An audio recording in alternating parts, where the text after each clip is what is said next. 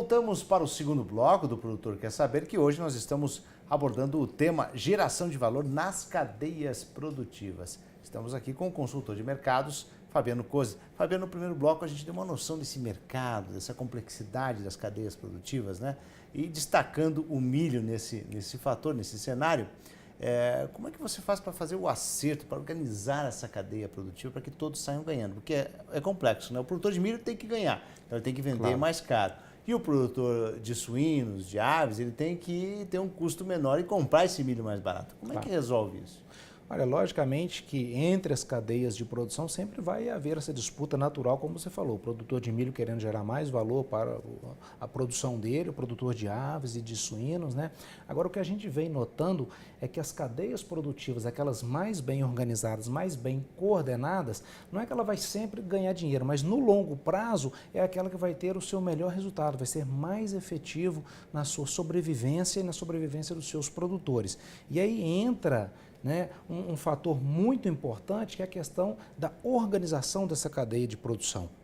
Existem diversas formas de organização, que a gente chama de coordenação dessas cadeias de produção. No primeiro bloco a gente falou da produção de frangos de corte. Você imagina, o Brasil é o maior exportador mundial de carne de frango, um dos maiores produtores mundiais.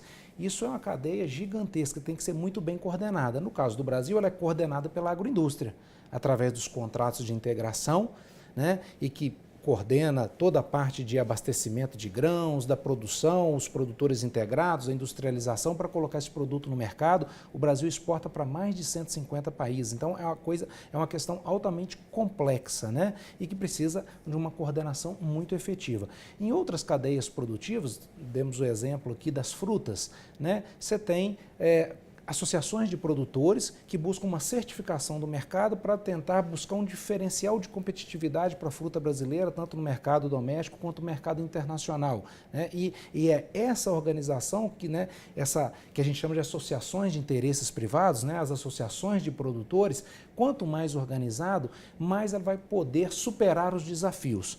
E um desafio muito importante é o produtor entender que ele não está sozinho. Se é um produtor de aves, de suínos, ou de carne de boi, ou de milho, ou de soja, ele faz parte de uma cadeia produtiva e que muitas vezes o desafio dele está lá no mercado internacional, que ele vende lá do outro lado do mundo, mas que vai afetar ele aqui na produção.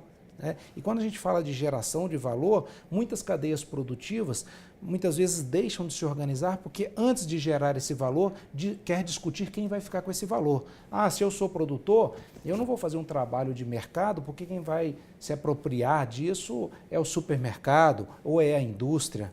Então, enquanto essa cadeia produtiva não entender que ela faz parte de um todo, que esse trabalho tem que ser conjunto, ela não vai conseguir gerar valor para todos que fazem parte dela. E dentro desse teu enfoque, que você faz uma geração de valor, quais as dicas que você dá justamente para organizar esses diferentes setores? A gente citou algumas das cadeias, mas em todas a receita tem suas peculiaridades, mas a receita praticamente é a mesma. A questão de desenvolver a melhor estratégia para a realidade de cada uma das cadeias de produção. Como eu falei, no caso do frango de corte é organizado via indústria, no caso da produção de frutas pode ser organizado via uma associação de produtores, uma cooperativa, pode ser organizada via a própria, aqui uma comissão da CNA, então a gente estava discutindo aí sobre a cadeia do peixe, então a comissão de aquicultura... Do peixe, que a CNA está bastante envolvida? Muito envolvida e elegeu como prioridade neste ano a cadeia da aquicultura, do cultivo do peixe que é um mercado fantástico. Um mercado fantástico. E a gente estava comentando ainda agora sobre o mercado de carnes. O Brasil está exportando muita carne e está abrindo um potencial no mercado doméstico para uma nova proteína que pode ser o peixe, eleita aí pela CNA como um destaque. Agora, precisa de uma organização. O produtor de peixe cultivado, de aquicultura, precisa entender o que é que o consumidor hoje quer? Como que ele quer encontrar esse peixe no supermercado? Vai depender de uma organização. Quem vai fazer esse papel? Mas a cadeia... Não, aí são pessoas, Quem são essas pessoas que vão liderar esse movimento? Quais são os problemas da cadeia do peixe? Quais são os problemas da cadeia de aves, de suínos, né? Então é muito importante, primeiro, identificar quais são os principais problemas a serem resolvidos. A partir desses problemas, identificar qual que seria, né, o plano de ação, as estratégias para se resolver esse problema e começar esse trabalho, então, de forma coordenada, né? Uma cadeia de frango é muito diferente de uma cadeia de peixes, que é muito diferente da cadeia de milho. E, sobretudo, quando a gente fala de alimentos, né, quando a gente fala de commodities, de milho, de soja, são negociadas no mercado internacional, um preço de bolsa. Agora, quando nós estamos falando daquele alimento que vai direto para o consumidor final, seja um peixe, seja uma carne, seja uma fruta, essa cadeia produtiva tem que estar muito antenada com esse mercado consumidor final, né? Então, ela tem que prestar muita atenção para tentar atender as necessidades desse consumidor e também gerar valor para quem está produzindo. Agora, por exemplo, a gente citou as frutas, né? É um mercado interessante também. Agora, alguns cenários se desenham, né?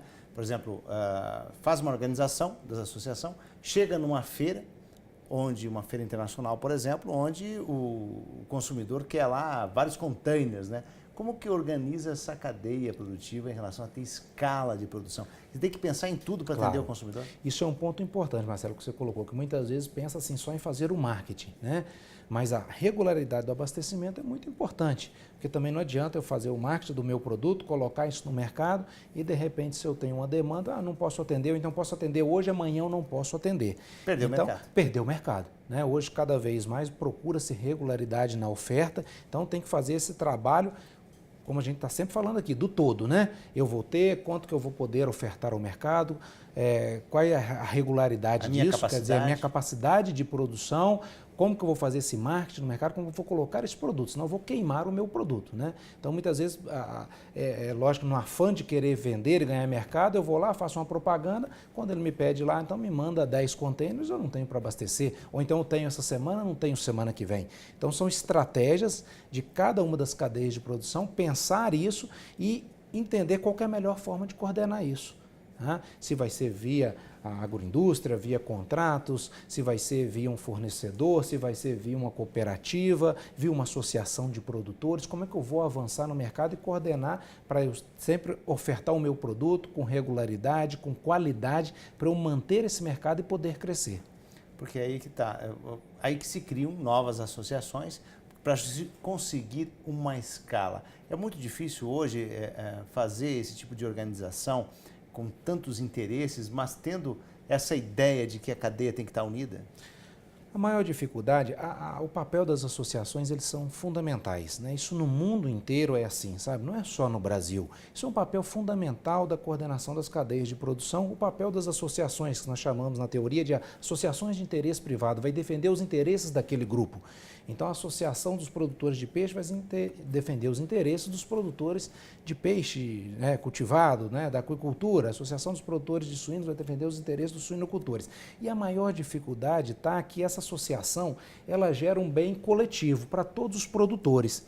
E muitos produtores falam, olha, se está gerando valor, eu não preciso participar porque eu estou me beneficiando, né? Que é o que a gente chama de oportunismo, né? O produtor, essa é a maior dificuldade. Como eu não consigo cobrar ele de forma compulsória, obrigá-lo a pagar, muitos, né, participantes desses grupos dizem, olha, eu não vou participar, mas ele está sendo beneficiado por esse valor gerado. Em alguns países, né, vamos dar o exemplo dos Estados Unidos, lá a cobrança é compulsória.